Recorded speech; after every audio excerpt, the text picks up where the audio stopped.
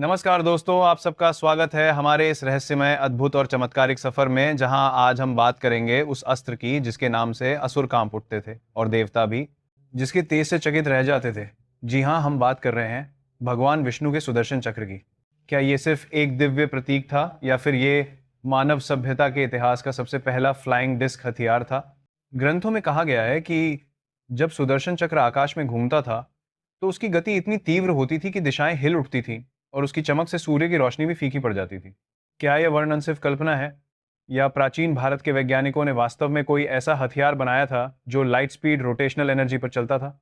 हमारे ग्रंथों में सुदर्शन चक्र को प्रकाश का चक्र कहा गया है, यानी एक ऐसा घूर्णनशील अस्त्र जो कर्म, काल और ऊर्जा का प्रतीक था। लेकिन जब इसे वैज्ञानिक दृष्टि से देखा जाता है तो ये एक रोटेटिंग इलेक्ट्रोमैग्नेटिक वेपन जैसा प्रतीत होता है। कहा जाता है कि इसका निर्माण स्वयं विश्वकर्मा ने किया था, जिन्होंने देवताओं के सभी दिव्य अस्त्र बनाए थे। उन्होंने सूर्य देव के तेज से इसकी रचना की थी, यानी सूर्य की ऊर्जा से बना एक घूमता हुआ डिस्क जो अपने आप उड़ सकता था। क्या यह किसी सोलर पावर्ड एनर्जी डिवाइस की ओर संकेत नहीं करता है? कहा जाता है कि सुदर्शन चक्र की 108 धारें थीं। अब सोचने वाली बात यह है कि ये संख्या 108 ही क्यों थी? क्योंकि ये ब्रह्मांड की फ्रीक्वेंसी ऑफ एग्जिस्टेंस को दर्शाती है। पृथ्वी और सूर्य के बीच की दूरी, ग्रहों की गति, यहाँ तक कि मानव शरीर के नाड़ी बिंदु सभी 108 संख्या से गहराई से जुड़े हैं। तो क्या सुदर्शन चक्र की ये 108 धारें किसी फ्रीक्वेंसी सिंक्रोनाइजेशन टेक्नोलॉजी का प्रतीक थी? जब भगवान श्री कृष्ण ने महाभारत में सुदर्शन चक्र का प्रयोग किया तो आकाश कांप उठा था। पूरी सभा में अथाह प्रकाश फैल गया था और एक पल में शत्रु विनष्ट हो गया था। अगर हम इसे आधुनिक भाषा में कहें तो ये टारगेट लॉक प्लाज्मा वेपन की तरह प्रतीत होता है, जो अपनी गति और लक्ष्य दोनों को स्वतः पहचानता था। सुदर्शन चक्र की गति को कभी कभी प्रकाश की गति से भी तेज बताया गया है। अब विज्ञान के अनुसार ऐसी वस्तु का संभव होना तभी मुमकिन है जब उसमें एनर्जी फील्ड डिस्टॉर्शन या एंटी ग्रेविटी प्रोपल्शन मौजूद हो। क्या ये वही तकनीक थी जिसे आज हम यूएफओ या फ्लाइंग डिस्क में खोज रहे हैं? शिव पुराण में कहा गया है कि जब किसी भी असुर की शक्ति सीमा पार कर जाती थी तो विष्णु भगवान केवल एक संकेत देते थे और सुदर्शन चक्र आकाश से प्रकट होकर अपना कार्य करता था। ये विवरण एआई बेस्ड ऑटोनोमस वेपन की अवधारणा जैसा लगता है, जो अपने कंट्रोलर के आदेश मात्र से कार्य करता है। अगर आप गौर करें तो सुदर्शन चक्र सिर्फ एक हथियार नहीं था, बल्कि एक सेंशियंट डिवाइस यानी चेतन अस्त्र था, जो स्वयं सोच सकता था, निर्णय ले सकता था और लौटकर वापस अपने धारक के पास आ जाता था। ये रिटर्न टू बेस मैकेनिज्म आज भी सबसे जटिल तकनीकों में से एक मानी जाती है। यहाँ तक कि आधुनिक मिसाइल गाइडेंस सिस्टम्स में भी इतने उन्नत सेल्फ रिटर्निंग मैकेनिज्म्स नहीं हैं। तो सवाल ये उठता है कि ये तकनीक कहाँ से आई थी? कुछ वैज्ञानिक कहते हैं सुदर्शन चक्र कोई सॉलिड मेटल वेपन नहीं था, बल्कि रोटेशनल प्लाज्मा फील्ड से निर्मित ऊर्जा का चक्र था। इसका कोर सूर्य जैसी ऊर्जा उत्पन्न करता था और इसकी धारें विद्युत तरंगों से बनी थी। अगर ऐसा था तो ये किसी फ्यूजन बेस्ड डिवाइस के समान था।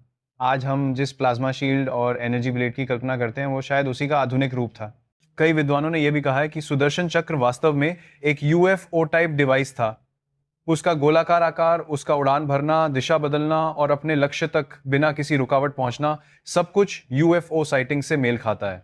अब सोचिए दोस्तों, क्या विष्णु भगवान कोई देवता के रूप में वर्णित प्राचीन इंटरडिमेंशनल बीइंग थे, जिनके पास ऐसी तकनीक थे जो मानव सभ्यता से लाखों वर्ष आगे थी? अगर आप ध्यान से देखें तो सुदर्शन शब्द का अर्थ है सही दृष्टि या डिवाइन विजन। यानी ये चक्र केवल नाश करने का अस्त्र नहीं, बल्कि सत्य को पहचानने का उपकरण भी था। क्या ये स्कैनिंग डिस्क था जो एनर्जी सिग्नेचर्स को डिटेक्ट करता था? रामायण में जब राम सेतु बनाया जा रहा था तब सुदर्शन चक्र का उल्लेख मार्गदर्शक प्रकाश के रूप में हुआ है, यानी ये एनर्जी बीकन की तरह मार्ग दिखा सकता था। शायद यही कारण है कि सुदर्शन चक्र को कभी कभी टाइम व्हील भी कहा गया है, क्योंकि ये समय, दिशा और गति तीनों को एक साथ नियंत्रित करता था। ये टेम्पोरल एनर्जी मैनिपुलेशन डिवाइस जैसा लगता है, जो समय के प्रवाह को मोड़ सकता था। विष्णु भगवान के पास सुदर्शन चक्र होना इस बात का प्रतीक है कि वे टाइम कंट्रोल और एनर्जी कंट्रोल दोनों के स्वामी थे। इसीलिए उन्हें चाक्रापानी कहा गया है, अर्थात जो समय और ब्रह्मांड के चक्र को नियंत्रित करता है। अब एक दिलचस्प तथ्य भी है कि कुछ पुरातत्व विशेषज्ञों ने भारत, नेपाल और कंबोडिया के मंदिरों की दीवारों पर ऐसे प्रतीक पाए हैं जो घूमते हुए डिस्क जैसी आकृतियां दिखाते हैं। इन प्रतीकों का आकार, गति की दिशा और ज्यामिति बिल्कुल सुदर्शन चक्र जैसी है।